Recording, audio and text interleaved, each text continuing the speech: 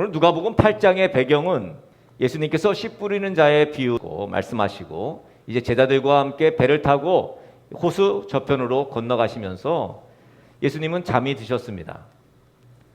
그런데 광풍이 불어온 거죠. 바람 때문에 배에 물이 가득하게 된 거예요. 제자들은 어떻게 할 수 없으니까 예수님을 흔들어 깨웁니다. 그리고 예수님께서 그 바람과 그 물결을 꾸짖으셔서 잠잠해지게 되죠. 예수님은 제자들에게 너의 믿음이 어디 있느냐 이렇게 말씀하시죠.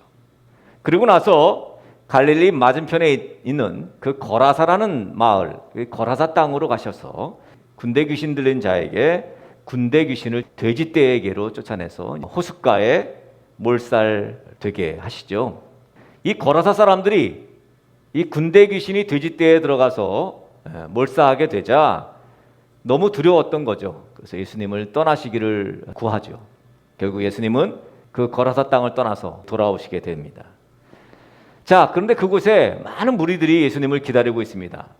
예수님께서 행하신 그 표적, 그 기적들을 이미 듣고 또 본 사람들, 실제로 그런 사람들이 무리를 지어서 예수님을 이제 맞이하게 된 거죠.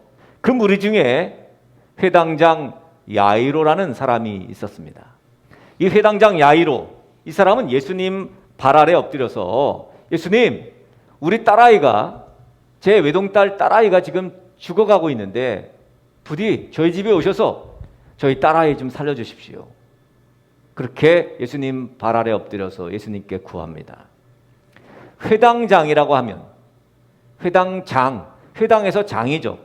그러니까 회당의 모든 일을 책임지고 관리하는 사람을 가리켜서 우리는 회당장이라고 합니다. 영향력 있는 사람이죠. 이 회당장 야이로가 예수님께 와서 자신의 딸이 병들어 죽게 되었는데 예수님께서 가셔서 고쳐달라. 자, 여기가 굉장히 중요한 의미를 가지고 있습니다. 야이로가 예수님에게 원하는 게 뭐예요? 예수님, 우리 딸이 죽어가고 있는데 예수님께서 저희 집에 오셔서 저희 딸을 살려주십시오거든요.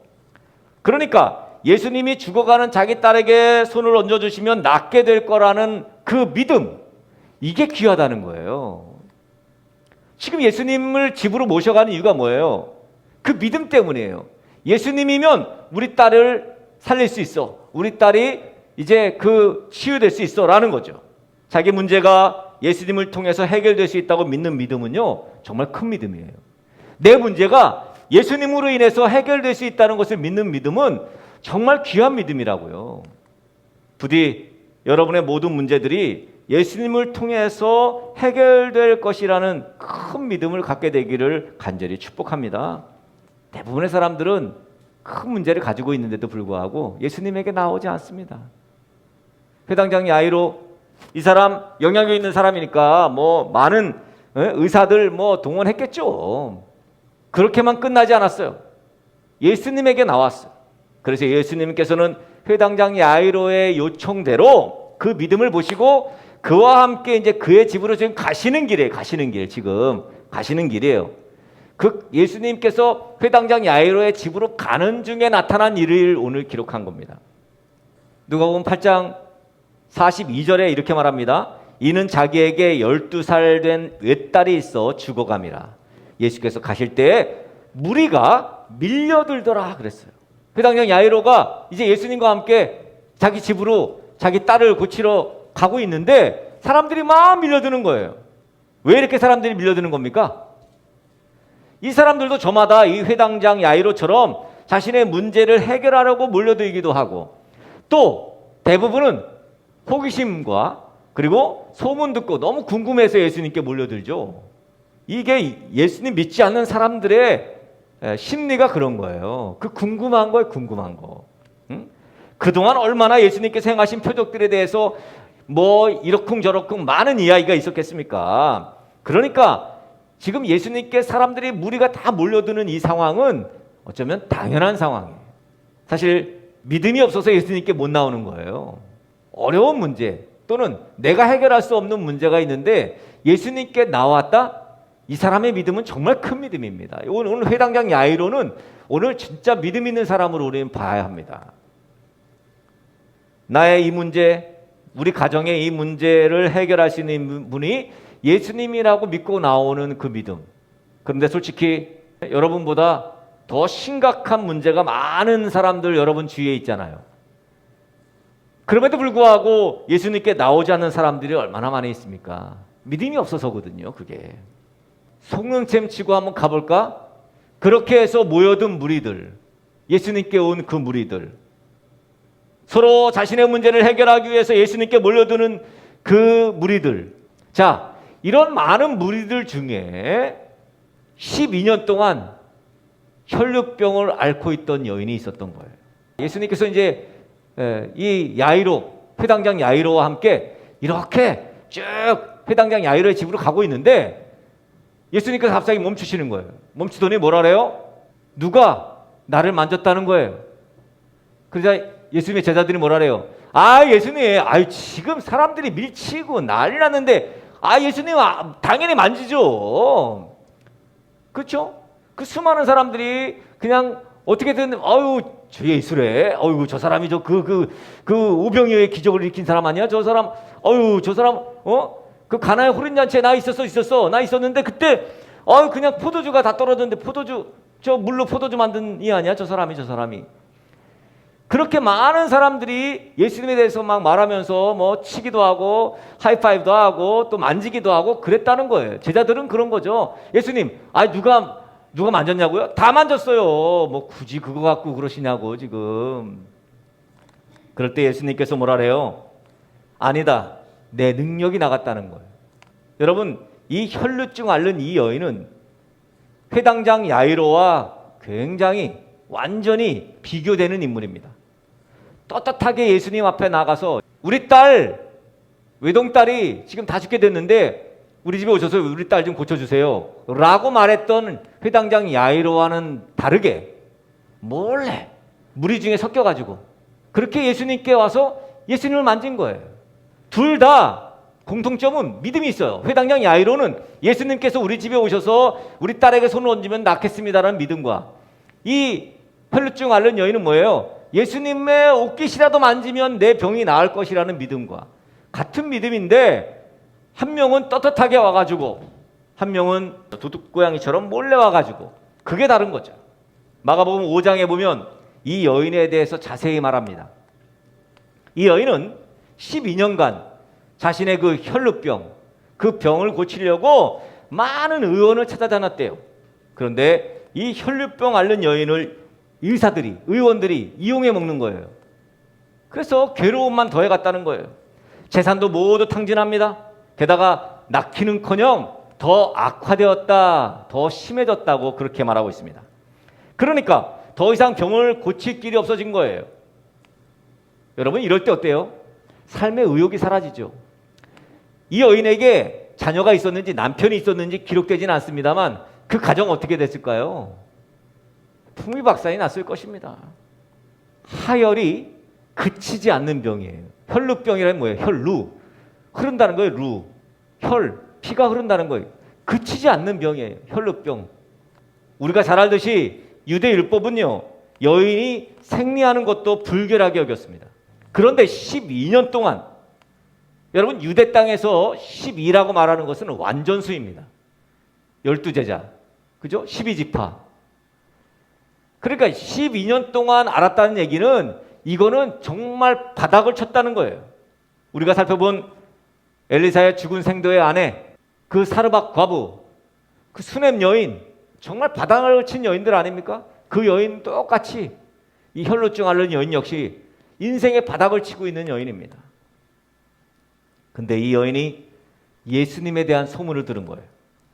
예수님이 베푸셨던 그 치유와 기적들과 그 놀라운 표적에 대한 소문을 듣고 예수님을 찾게 된 거죠. 이 여인은 어디 있었는데? 그냥 저 구석에 사람들한테 들키면 불결하다고 여기니까 돌에 맞아 죽죠. 그러니까 나타나지 않는 거예요. 어떻게든지 피를 어떻게든지 막고 그렇게 어떻게든지 예수님을 만나서 자기 병을 고치리라고 그러고 있는데 귀에 들린 거죠. 예수님이 온대. 그래서 사람들이 이 여자를 알아보고 돌로 치든 말든, 네? 불결하다고 여기서 그 몸을 말이죠, 그렇게 그냥 내동댕이 치든 욕을 하든 말든지 간에 어찌됐건 어떻게든 사람들이 득실되는 그곳에 이제 자기 병을 고치려고 예수님께 나오는 거예요. 그래서 사람들을 제켜내고 예수님에게 손을 댔던 것입니다. 예수님께서는 제자들의 말처럼 그 수많은 사람들이 예수님을 만지고 스쳐 지나갔지만 능력이 나간 것을 이제 감지합니다. 그리고 믿음 있는 혈루증 앓는 여인을 예수님이 감지하신 것이죠. 그러자 내 능력이 나갔다 누구냐? 예수님이 찾죠. 부르죠. 그러자 이 여인이 자기의 혈이 마름을 느꼈다 그랬어요. 그리고 이 여인은 두려워 떨며 나와서 예수님께 손을 댄 이유와 그리고 혈루증이 나은 것을 예수님께 고백하죠. 그 많은 사람들이 있는데 그 사람들이 뭐라 그랬겠어요? 예수님께 나와서 혈루증이 나았어요. 제가 사실은 혈루증을 앓고 있었는데 예수님을 만지고 난 다음에 내 병이 나았습니다라고 고백하는 그 고백을 다 들었을 거 아니에요. 그 사람들이. 그 수많은 사람들이. 그랬더니 48절에 예수님이 뭐라 했냐면 이렇게 말해요. 딸아, 내 믿음이 너를 구원하였으니 평안히 가라. 이렇게 말씀하십니다. 그런데 많은 사람들이 다 할렐루야로 외치고 박수치고 있는데 한 사람, 단 한 사람만이 이 치유와 이 놀라운 역사에 박수치지 못하는 사람이 있죠. 누구예요? 바로 회당장 야이로입니다. 회당장 야이로는 지금 예수님 빨리 가야 되는데 우리 아이가 죽어가는데 지금 빨리 가야 되는데 아니 또 갑자기 멈추더니 혈루증 앓는 여인하고 또 이야기하네. 회당장 야이로에게는 혈루증 앓는 여인이 치유되는 사실 그리 길지 않은 시간입니다만 그 시간이 정말로 긴 시간으로 느껴졌을 것입니다. 정말 애가 탔을 것입니다. 그런데 설상가상으로 말이죠.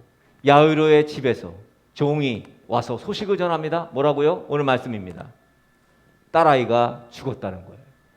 지금 오매불망 어떻게든지 예수님 모시고 와가지고 딸아이를 살리려고 지금 그러는데 회당장 어르신 따님이 죽었습니다. 그 소식을 듣게 된 거예요. 회당장 야이로는 하늘이 무너지는 심정이었을 것입니다. 이제 진짜 끝나버린 겁니다. 왜? 죽었으니까. 애지중지하던 어린 딸이 죽은 거죠. 근데 여러분, 정말 죽으면 끝난 겁니까? 정말 죽으면 끝입니까? 자연 법칙은 그리고 상식적으로 인간이 죽으면 끝이죠. 그러나 예수님에게 결코 끝난 것이 아니라는 겁니다. 예수님께서 오늘 본문에 뭐라고 말씀하십니까? 50절에 두려워하지 말고 믿기만 하라. 그리하면 딸이 구원을 얻으리라. 죽음 앞에서도 두려워하지 않고 예수님 믿는 사람이 되라는 거예요. 야이로는 믿음이 있었지만 딸의 죽음 앞에 두려웠을 것입니다. 그러니까 예수님을 죽음까지도 이기시는 분 정도까지는 믿지 않았던 것이죠. 죽음도 이기시는 분이라는 사실은 야이로가 믿지 못했던 거죠. 그런데 예수님께서 두려워하지 말고 믿기만 해라. 그러면 네 딸이 구원을 얻을 것이다. 그렇게 말씀하시자 그 예수님 말씀대로 그 두려움을 이겨내고 예수님을 믿는 그 믿음으로 예수님을 모시고 자기 집으로 갑니다.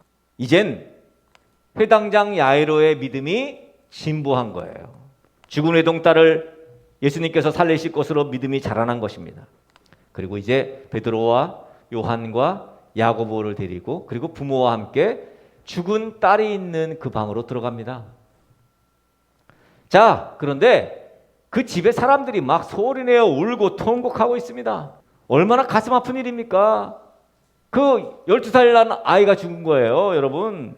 정말 상상도 하고 싶지 않은 일입니다. 현실과 현재의 상황만 바라보면 당연히 울어야죠. 당연히 통곡해야죠. 그런데 예수님께서는 그 암담한 현실과 현재의 상황만 바라보지 않고 울지 마라. 죽은 것이 아니라 잔다. 이렇게 말씀하십니다. 예수님께서 이렇게 황당한 말씀을 하시자 그 말씀을 들은 무리들이 예수님을 비웃습니다. 말도 안 돼. 아니, 내가 죽은 거 방금 확인했는데 무슨 소리야. 아니, 현실을 직시해야지. 죽은 거 죽은 거지 뭐. 비웃습니다. 여러분, 우리가 분명하게 알아야 할 것은 예수님에겐 일반적인 것이 결코 일반적인 것이 아니라는 거예요. 그러니까 예수님에겐 죽은 것도 산 것입니다. 이 말은 다시 말하면 예수님에게 산 것은 죽은 것이나 다른 바 없어요. 예수님에게 죽은 것도 산 것이고 산 것도 죽은 것일 수 있습니다. 믿음이 없는 그들에게는 당연히 예수님을 비웃을 수밖에 없는 거예요. 예수님이 어떤 분인지 모르는데 당연히 예수님의 말씀을 믿지 못하겠죠. 예수님을 비웃는 그들이 이해는 됩니다. 예수님을 비웃는 그들에게 예수님께서 아이의 손을 딱 잡더니 뭐라 그래요? 아이야 일어나라. 이게 바로 아람어로 달리타 굼입니다. 아이야 일어나라. 그러자 그 달리다 굼 그 소리를 듣고 이 아이의 영이 돌아왔다 그렇게 말합니다. 그리고 아이가 일어나지요. 이 아이에게 먹을 것을 갖다 줘라. 당연히 그 자리에 있던 부모가 놀라지요. 놀라죠. 다 이 아이가 죽어서 울고 있는 종들과 주변 사람들, 친척들, 아이가 멀쩡히 걸어서 나오네. 이게 웬일이야, 이게 웬일이야. 예수님께서는 아무에게도 이 일을 말하지 말라고 경고하십니다. 이 이야기에서 오늘 우리가 생각해 봐야 할 것이 있어요. 믿음으로 예수님을 집으로 모셔가던 회당장 야이로는 외동딸의 죽음의 비보를 길에서 듣습니다. 더더욱 혈루병 앓는 이 여인의 갑작스러운 출현으로 예수님께서 이제 회당장 야이로의 집으로 가는 것이 지체되었습니다. 우리에게도 지금 회당장 야이로처럼 급박한 상황이 또는 이미 상황이 끝나버린 상황이 있을 수 있다는 거죠. 자, 그럴 때 어떻게 하라는 거예요? 믿음으로 기도하면서 살아계신 주님의 도움을 요청해야 한다는 거죠. 주님께서 이 힘든 상황을, 이 환경을, 급박한 상황을 해결해 주실 것을 믿고 그 확신으로 그렇게 나아가야 한다는 겁니다. 그런데 엎친 데 덮친 격으로 중간에 또 다른 일이 생겨서 불난 집에 기름을 붓는 것처럼 그런 일들이 벌어지기도 한다는 것입니다. 결국 부도가 나죠. 결국 몹쓸병 진단을 받습니다. 심지어는 포기해야 될 정도로 무너져 버리기도 합니다. 아, 이젠 정말 끝이다. 그렇게 자포자기합니다. 그러나 여러분, 이런 상황이 오더라도 분명히 여러분이 기억하셔야 될 것은 아직 끝난 것이 아니라는 거예요. 우리가 감정적으로 그렇게 오더라도 주님에게는 아직 기회가 있다는 거예요. 혹시 나는 끝났다고 그렇게 여겨도 예수님은 아직 끝난 것이 아니라는 것입니다. 그러니까 계속 기대하라는 것입니다. 예수님을 기대하는 거예요. 현실은, 상황은, 환경은 끝났어요. 맞아요. 끝났어. 죽었어. 끝났어. 그러나 예수님이 끝나야 끝난 것이지 내 환경과 내 현실이 끝났다고 끝난 것은 아니라는 것입니다. 우리가 기도해야 될 이유가 어디 있어요? 바로 여기 있어요. 우리는 끝났지만 주님은 끝나지 않았어요. 그래서 기도하는 거예요, 주님께. 기도하는 것이 그저 무식한 것 같죠, 여러분? 그러나 사실 기도하는 것만큼 지혜로운 게 없어요. 여러분, 아직 끝나지 않았다는 거예요. 그러니까 믿음이라는 것은 참 대단한 복이에요. 믿음이 있다는 건 여러분 참 놀라운 복이에요. 여러분 진짜 복 받은 거예요. 물론 당장 회당장 야이로처럼 외동딸이 죽어가는 긴박한 상황인데 갑자기 혈루증 앓는 여인이 나타나는 것처럼 속이 타고 애가 타면서 그러 해결될 때 기미가 보이지 않고 말이죠. 설상가상으로 더 힘들어진 상황에 맞닥뜨릴 수도 있다는 거예요, 우리가. 아니, 이미 끝나버린 것 같은 상황 속에 자포자기 될 때도 있다는 것입니다. 그러나 여러분 항상 기억해야 합니다. 아직 끝난 것이 아닙니다. 다음 주 주일이 등대교회가 창립된 지 9년이 되는 주일입니다. 창립 9주년입니다. 벌써 다음 주일이. 물론 지금 상황은 참 많이 힘들죠. 여러분 다 힘드시죠. 그리고 우리 교회 역시 어려운 형편인 건 맞습니다. 그러나 여러분 아직 끝난 게 아닙니다. 하나님께서는 분명코 달리다 쿰 우리를 일어나게 하실 것이라는 거죠. 하나님의 전능하심을 믿고 담대하게 나아가야 한다는 것입니다. 믿음의 배짱을 가지고 모든 문제 해결자가 되시는 주님을 의지하셔야 합니다. 그렇게 두려워하지 말고 믿음으로 승리하는 저와 여러분, 우리 등대교회가 되어지기를 간절히 축복합니다.